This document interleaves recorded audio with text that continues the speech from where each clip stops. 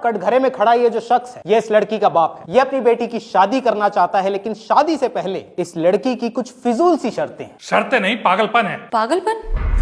लाखों करोड़ों रुपया लोग शादियों में खर्च करते हैं, क्या वो पागलपन नहीं है? पिता अपनी घर की लक्ष्मी दे और दहेज भी, क्या ये पागलपन नहीं है? एक तरफ हम अन्न को पूजते हैं और दूसरी तरफ उसी अन्न को कचरे के डब्बे में डालकर उसका अनादर करते हैं, उसकी बर्बादी करते हैं, क्या ये पागलपन नहीं है?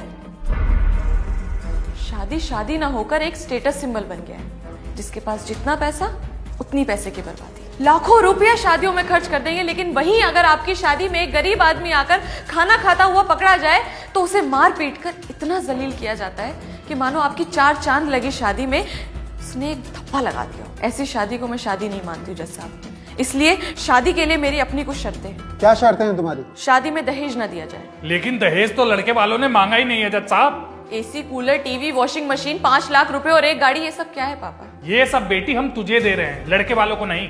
ये आप इसीलिए कह रहे हैं ताकि समाज आपको ये ताने ना दे कि आपने खाली हाथ अपनी बेटी ससुराल भेज दी। और क्या शर्तें हैं तुम्हारी?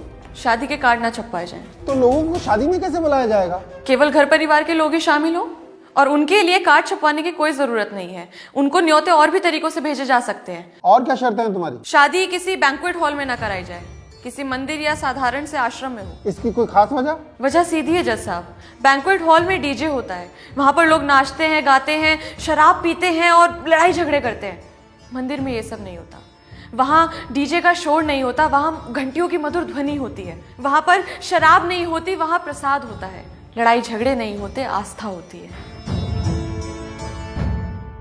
और अगर आप मेरी इन बातों से सहमत है तो मैं अपनी आगे की शर्तें आपको बताना चाहूंगी। बताओ।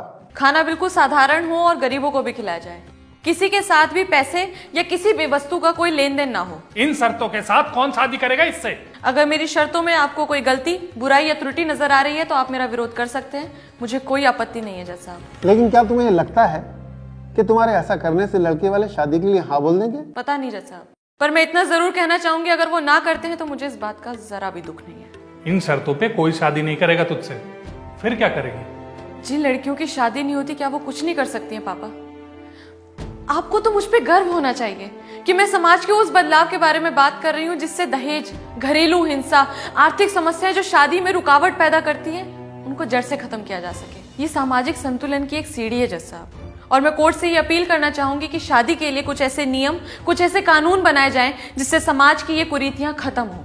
पहले भी लोगों ने सामाजिक व्यवस्था को बदलने के प्रयास किए हैं और उन्हें पागल घोषित कर दिया गया, पर आज उन्हीं प्रयासों को, उन्हीं बदलावों को सही ठहराया गया है। शायद हो सकता है मैं भी